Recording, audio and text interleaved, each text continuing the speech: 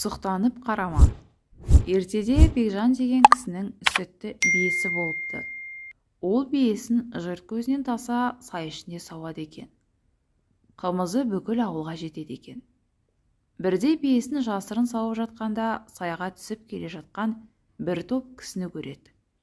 Бекжан биеге сұқтанса көз биеге емес тасқа түссін, тіпә деп бір маңты тасты бос шелектің ішіне тастайды. Өзі сүтті одан әрі сауа береді. Атлар жақын келгенде орнынан тұрып, «Ассалаумағалейкум, жол болсын» деп сәлем береді. «Уағалейкум ассалам балам, манадан бері қарап келеміз. Биеңді сауып жатырсың ба, әлде иітіп жатырсың ба?» дейді топ ішіндегі ақсақал. «Бием оңайлықпен иімейтін еді, иітіп әуреленіп жатырмын» деп жауап береді. «Бәсе, біз де солай ойлап едік. 2-3 бие сауым уақыт өтті. Желіні бұлақтай не қылған бие?» деп мына бір жас бала таңғалып келе жатыр еді. «Біз дес бермей иітіп жатқан шығар деген едік. Біздің болжам рас келіпті» деп қария әрі қарай жүре береді. Жолаушылар кеткеннен соң Бекжан бос шелекті қарайды. Малта тас ортасынан қақ бөлінген екен. Осылайша сұқ көз тасқа тиіп бие аман қалыпты. «Тіл тас жарады, тас жармаса бас жарады» деген тәмсіл сөз осыдан қалған екен. Ел ішінде көз тисе тасқа тисін, болмаса өзінің басына тисін. Көз өткенің көзіне, тіл өткенің тіліне, тіл көзім тасқа деген ырымдар да бар. Құрметті тыңдармандар, сіздерге өтініш: қазақ тілді арнаның дамуы үшін видеоларға лайк басып, каналыма тіркеліп кетіңіздер. Жолаушының жолақысы. Бірде Ұлықпан хакім жолда бір атты кісіге кез болады. Екеуі әңгімелесіп, бір ауылдың шетіне ілінеді. Күн кешкіріп қалған кез екен. Ауыл іргесінде бір топ бала ойнап жүреді.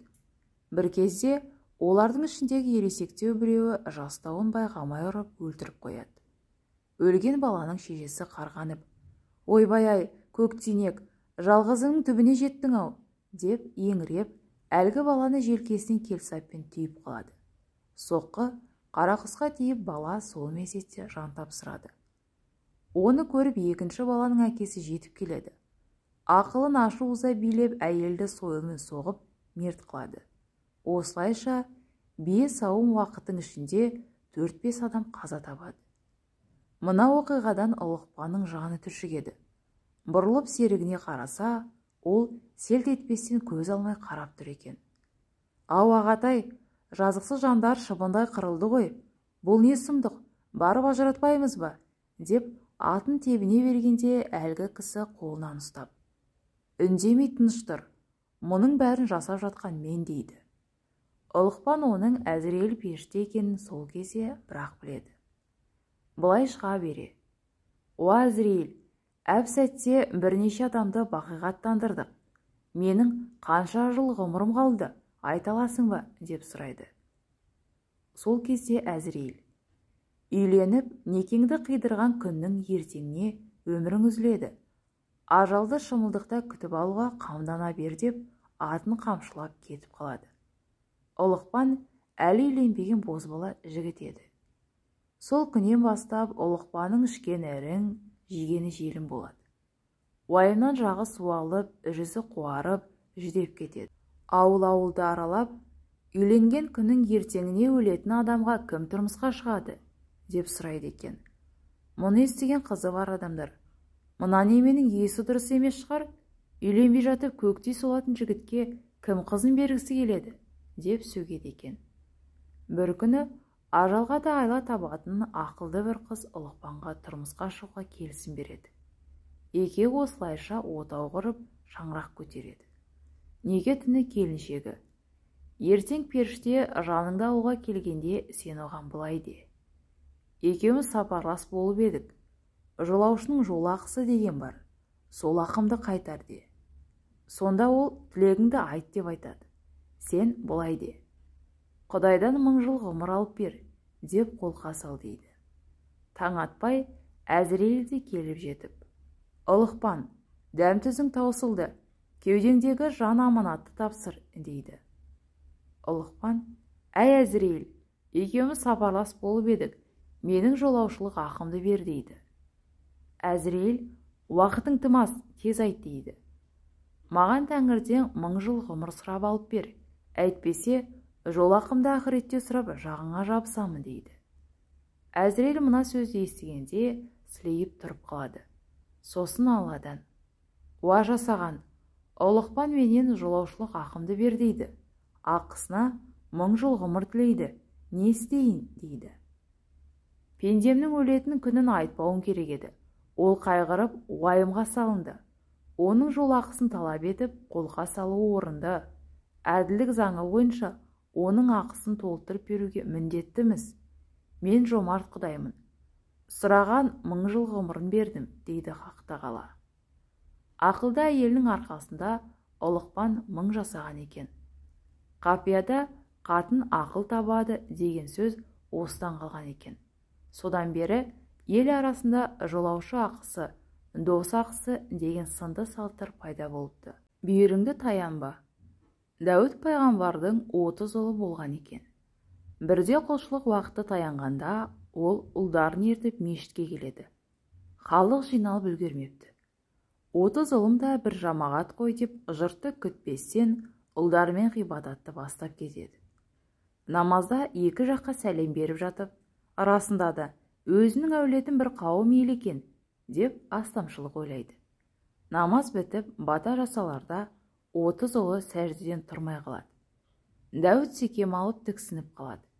Астамшылық ойлап халықты күтпеген үшін Тәңірі оның 30 ұлына сол мезетте қаза жеткізген екен. Сол кезде пайғамбар малдасын құрып отырған бойы қолын екі бүйіріне таянып қатты қайғырыпты. Содан бері ел арасында біреудің жақыны қайтыс болса, бүйірін таянып отырып аза тұту дәстүрге еніпті. Бейуақытта екі бүйірін таянуға болмайды, жамандық шақырады деген түсінік бар. Жолаушыны жын шайтаннан сақтайтын амал. Адам ата Хауана, Ібліс, тауыс және жылан жұмақтан қуылады.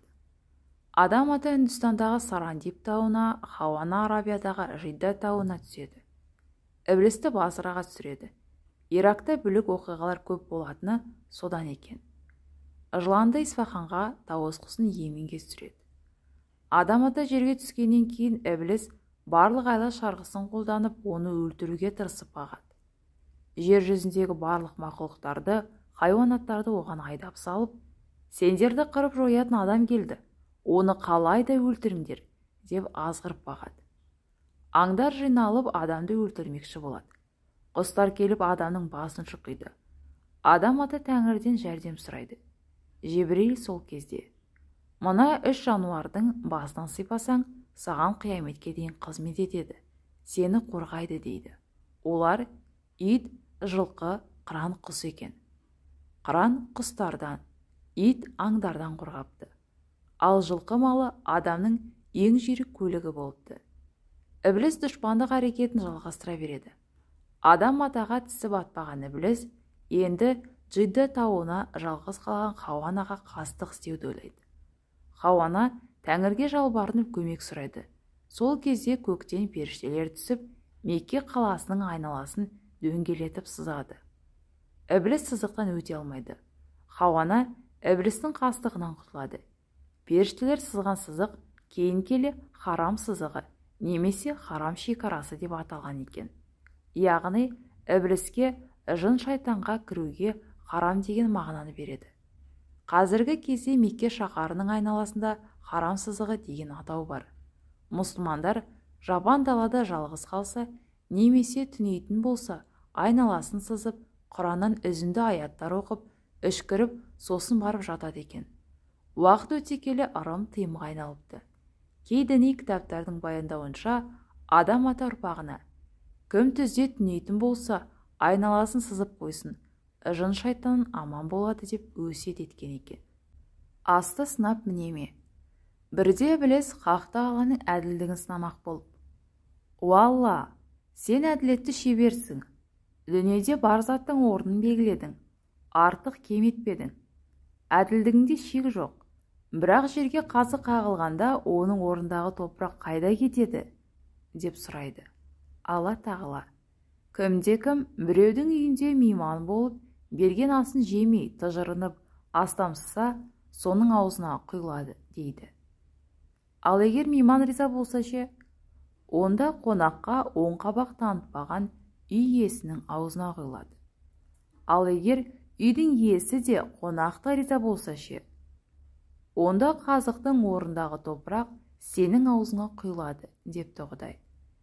Ібліс аузынан қағынып жүгіре жөнеліпті. Содан бастап, адам алдына келген асты сынап мінемейтін болыпты. Бұл оқиға желісі 2008 жылы болған бір оқиғада расымен хикаядағыдай өрбіген екен деседі. Бағжан есімді діндар жігіт айналасындағы жұртқа: «Қаралы үйден ас ішпеңдер, асында белуарадан келетін қан болады. Өлік шыққан шаңырақтан дәм татпаңдар», деп ескертіп жүреді екен. Бір күні ол марқұм болған бір кісінің қабірін қазуға барыпты. Түс мезгілі болса керек. Марқұмның туыстары қабір басына ас апарып береді. Шағын дастарханда қабір қазушылар түстеніп алмақ болады.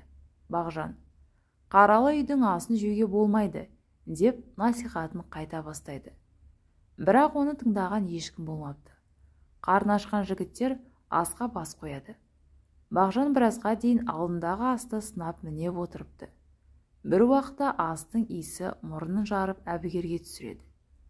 Тамақ жемейін десе қарны ашып барады. Жейін десе алдына айтқан сөздері тағы да бар.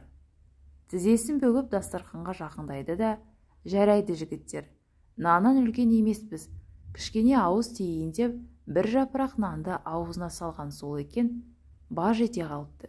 Сөйтсе, нан арасында ара жүр екен. Ол Бағжанның тілін шағып алады.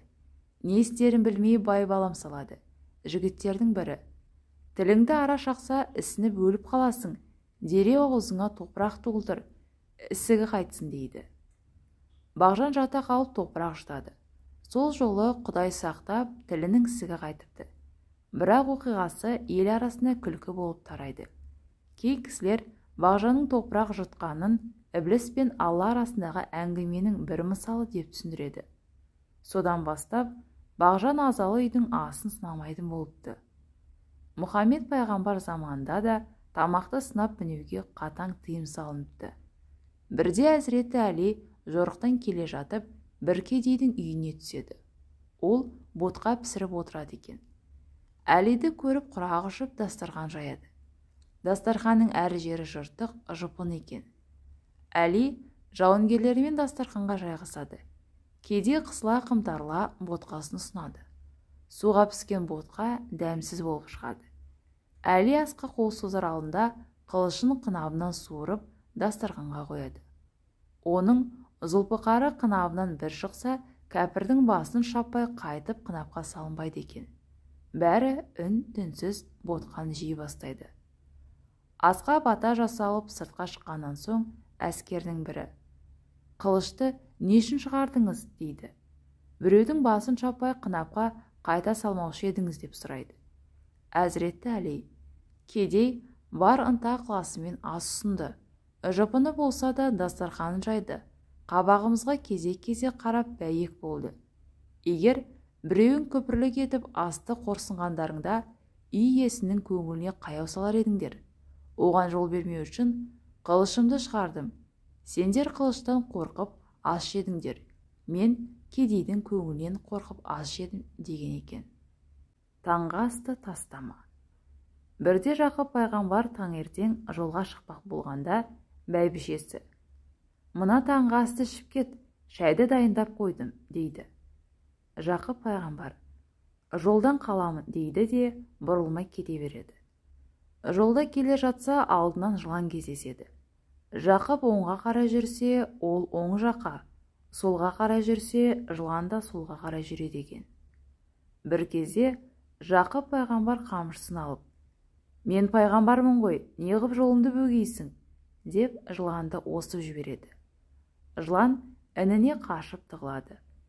Жақып әрі қарай жүре бергенде атының аяғы бір тесікке тығылып, өзі аттан құлап түседі. Қараса, атының алдыңғы аяғы сынып кеткен екен. Жақып атын жетектеп кейін қарай үйге қайтады. Бәйбішесі алдынан шығып: Не болды деп сұрайды. Жақып пайғамбар: атының аяғы қайырылды дейді. Мен біліп едім, таңертең ықыласымды ескермедің, сен үшін ерте тұрып ас дайындап едім, дәмнің киесі ұрған ғой, дейді әйелі. Осыдан бастап қазақ арасында таңғы асты тастама, кешкі асты бақпа, таңғы ас тәңірден, таңғы аста несібе көптеген түсініктер тараған деседі. Тырнақты тістеме. Ертеде бір кедей болыпты. Ол қанша еңбек етіп, тер төксе де еңбегі зая кете беріпті. Анда-санда бір тойса шала байып қалады екен. Бір күні Мәдина шаһарында Мұхаммед деген тәңірдің елшісі барлығын естиді. Оған барып жолуға бел байлайды. Ұзақ жол жүріп пайғамбарға келеді. Уа тәңірдің елшісі, мен байлыққа жарымай-ақ қойдым. Қанша тер төксем де еңбегім зая кетеді. Соның себебі неде? Деп сұрайды. Жігіттің бір жаман әдеті бар екен. Ол өскен тырнағын тісімен алып тастайды екен. Пайғамбардың алдында тұрғанда да сол әдетін қайталапты. Пайғамбар жігіттің мазасыз халін көріпті де оның басынан сипап былай дейді: тырнақ тістегеніңді қой, бұл жаман әдет. Әділ Құдай сенің адал еңбегіңді жемейді. Адал кәсіптің құты мен берекесі отбасыңа дарғысы келеді, бірақ мына жағымсыз әдеттің оны үркітіп жібереді екен, депті. Жігіт кедейшілік себебінің сырын білген кезде таң қалады. Жаман әдетінен дереу тыйылады. Көп ұзамай ісі де алға басып, дәулетті адам болған екен. Қолды жуғаннан соң сілкіме. Бірде Иса пайғамбар жолаушылап келе жатып, Іблісті көреді. Ібліс ізіне жүздеген ұрпағын ертіп алып, сап болып кетіп бара жатыр екен. Иса пайғамбар: әй Ібліс, мынаның барлығы балаларың ба? Деп сұрайды. Иә, балаларым. Не деген көп, қалай өсіп көбейгенсіңдер? Деп таң қалады. Сонда Ібліс: кей адамдар қолын жуған кезде сілкілейді. Сілкігенде шашыраған әр тамшыдан менің балаларым пайда болады. Адам қолын жуғанда сүлгімен сүртпей сілкісе екен, деп тілеп тұрамын, депті. Іблістің жауабын естігенде Иса пайғамбардың жүрегі дір ете қалыпты. Содан бастап ол жуған қолды сілкімеңдер деп үгіт насихат етіпті. Құрметті оқырмандар, әр күн сайын арнамда жаңа оқиғалар болады. Лайк басып, пікір жазып, міндетті түрде тіркелуді ұмытпаңыздар.